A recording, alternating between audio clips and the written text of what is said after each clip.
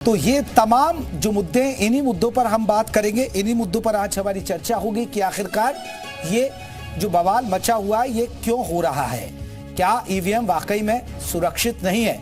हमारे साथ कई खास मेहमान जुड़ गए। जल्दी से मैं अपने मेहमानों का परिचय करा दूं। तारिक खान साहब हैं, समाजवादी पार्टी की तरफ से। खान साहब बहुत बहुत स्वागत है। कांग्रेस की तरफ से प्रियंका गुप्ता जी रहेंगी। प्रियंका जी आपका बहुत बहुत स्वागत है। हमारे साथ आपको बता दें राजनीतिक विश्लेषक अशोक राजपूत जी रहेंगे। अशोक जी आपका बहुत बहुत स्वागत है। हमारे साथ आपको बता दें बीजेपी के नेता रहेंगे आलोक वत्सी। आलोक जी आपका बहुत बहुत स्वागत है। डॉक्टर उज्जवल चुग टेक्नोलॉजी एक्सपर्ट है, वो भी हमारे साथ जुड़ गए। डॉक्टर उज्जवल चुग है, टेक्नोलॉजी एक्सपर्ट है। डॉक्टर उज्जवल चुग, क्या मानते हैं कि ईवीएम हैक हो सकती है? सुप्रीम कोर्ट क्लीन चिट दे चुका है, चुनाव आयोग चैलेंज दे रहा है, लेकिन अब यहां बात कही जा रही है कि ईवीएम हैक हो सकती है। सभी को मेरा बहुत बहुत नमस्कार। बेसिकली मैं आपको ईवीएम का जो ये मुद्दा है और इलॉन मस्क ने जो ट्वीट करा जिसकी वजह से ये चीज ट्रेंड में जा रही है, मैं इसको बिल्कुल किसी भी पॉलिटिकल पार्टी से निरपक्ष होकर के मैं निरपक्ष हूं। तो मैं एक ऐसा टेक्नोलॉजी के मुद्दे से एक पर्सपेक्टिव देना चाहूंगा पूरी देश की जनता को और जितने भी लोग हैं। तो इसको समझने के लिए एक होलिस्टिक व्यू में जल्दी से समझते हैं कि जी ईवीएम की कहानी का पूरा रोल शुरू कहां से हुआ। सन 1982 में ईवीएम का पहला हमने बाई इलेक्शन केरला में इसको करा। वहां से इसकी नींव रखी गई। करते करते करते हमने इसको धीरे धीरे आगे बढ़ाया।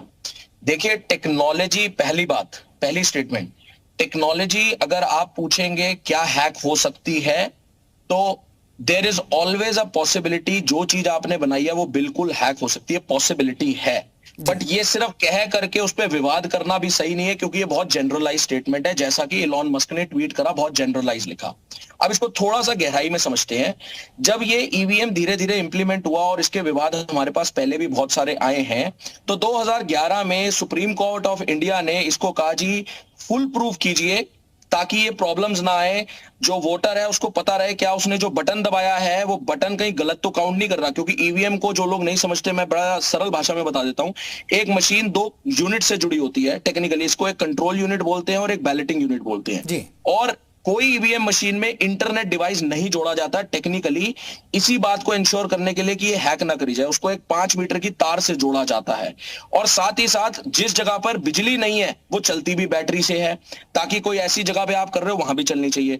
अब मुद्दा ये है छोटा सा कि 2011 में जब ये इतने विवाद चल रहे थे तो सुप्रीम कोर्ट ऑफ इंडिया ने कहा कि इसके साथ आप एक और फुल प्रूफ करने के लिए माध्यम लाइए, ताकि जो बटन दबा रहा है उसको पता रहे कि कहीं ऐसा तो नहीं है मशीन में ऐसी टेम्परिंग करी हुई है जिसकी वजह से गलत काउंट हो रहा है।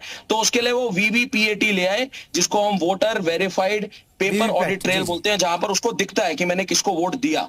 अब इस चीज को दिखने के बाद अल्टीमेटली जब आदमी को ये चीज दिख गई मैंने किसको वोट करा है, तो टेम्परिंग का सवाल नहीं आता। बट इसमें 2 पॉसिबिलिटी मैं जरूर कहना चाहूंगा और उसके बाद मैं इस बात को पूरा कंप्लीट करना चाहूंगा। देखिए कोई भी टेक्नोलॉजी जब आती है, टेक्नोलॉजी का एवोल्यूशन होता है। इंसान कहीं, हम पहले कहते हैं ना वो डार्विन की थ्योरी थी, बंदर से हम एक इंसान बने हैं। तो टेक्नोलॉजी की फुल प्रूफिंग की जाती है। ये कहना कि जी ईवीएम बेकार है वगैरह ऐसा बिल्कुल भी सही नहीं रहेगा। और ये कहना कि नहीं जी इसमें टेम्परिंग हो ही नहीं सकती, ये भी नहीं है। क्यों? इसमें 2 पॉसिबिलिटी हैं जिसको मैं समझता हूं समय के साथ और फुल प्रूफ किया जा सकता है।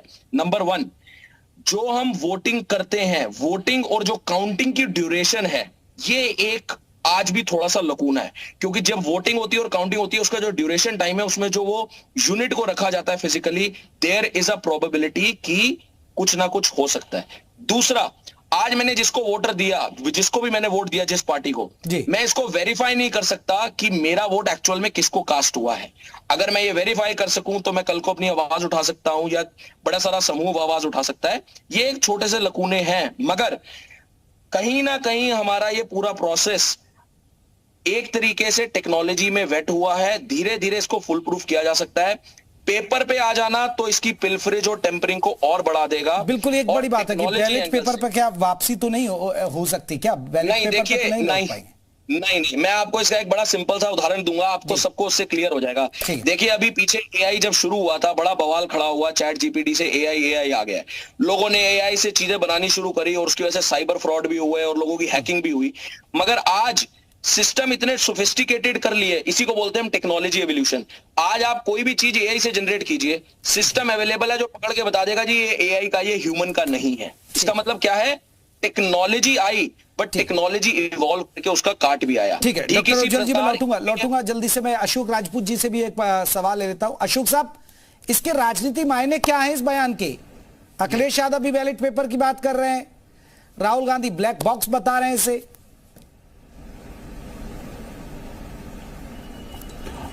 जेपी, मैं बहुत जिम्मेदारी के साथ कह सकता हूं, ये सिर्फ राजनीति है और ये राजनीति ईवीएम पर होती रहेगी। जब तक ईवीएम मशीन चलती है तो ये होती रहेगी।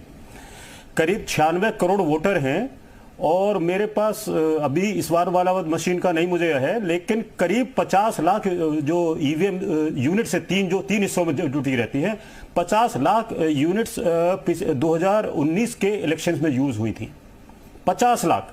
अब 50 लाख यूनिट जब आप यूज हो रही हैं, अभी क्योंकि मेरे पास ये वाला 2024 वाला अपडेट नहीं है, तो मैंने आपको, क्योंकि फिर 6 करोड़ वोट पिछले बार से बढ़े हैं 19 से और 2024 के बीच में, तो नेचुरली मशीनें भी बढ़ी होंगी। तो ये तो इनको राजनीतिक दल है, इनको बनाए रखना है। मैंने, क्योंकि मैं उस समय का पत्रकार हूं जब मैंने बाकायदा पोलिंग बैलेट पेपर को छीनते हुए, फेंकते हुए, पानी डालते हुए और क्या क्या होते हुए, और सैकड़ों की संख्या बता रहा हूं, 2 4 6 नहीं, सैकड़ों की संख्या में किलिंग होती थी और बम चलते थे, ये होती थी उससे। तो उस स्थिति में तो अब नहीं जा सकता, आप पीछे नहीं जा सकते। आप जैसे अभी टेक्निकल एक्सपर्ट्स कह रहे थे हर चीज का होता है, कुछ ना कुछ होता है, लेकिन उन्होंने एक साथ में करेक्शन भी किया कि एआई में क्लियर भी हो जाता है कि कहीं टेम्परिंग हुई कि कुछ नहीं हुआ। तो अब इतने फुल प्रूफ, मतलब देश, अब एलन मस्क कह दें, बिजनेसमैन है, ऐसे लोग अस्थिर जो कथन है इनके रहते हैं, और क्योंकि इनको बिजनेस करना होता है, देश के साथ ऐसा कुछ कह दो तो, क्योंकि विपक्ष है यहाँ भारत में, तो इस विपक्ष की स्थिति यह है कि कुछ भी कह के ले उड़ने की आदत है, कोई जिम्मेदारी वाली स्थिति नहीं। सुप्रीम कोर्ट कह चुका,